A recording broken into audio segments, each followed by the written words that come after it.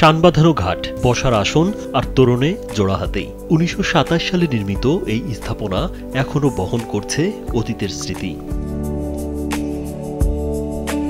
পান্থশালার ভেতরে রয়েছে মাচাংঘর, ৫টি খিড়কি আর উপরে টিনের ছাউনি। একসময় পথিকেরা এখানে রাত কাটাতেন, মেটাতেন তৃষ্ণা।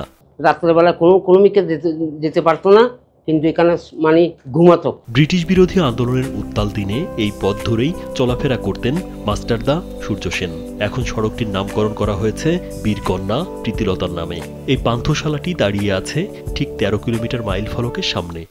বইলে জিরাইতো, আইরা মানে ফানে টানি আইতো, দেখ আগে গড়া আছে। স্যান্ডেলিনা সো, রূপচর্চায় আভিজাত্য। স্থানীয়রা জানান, জমিদার জগৎচন্দ্র মহাজন মানুষের কষ্টের কথা ভেবেই এই স্থাপনা নির্মাণ করেছিলেন। তার বংশধরেরা এখনো আছেন ডেঙ্গাপাড়ায়।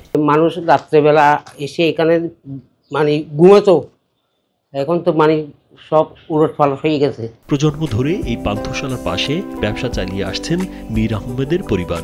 তাদের কাছেই টিকে আছে পথিকশালার গল্প। মানে আস্তে আস্তে আস্তে আস্তে মানে হওয়া লই গেল।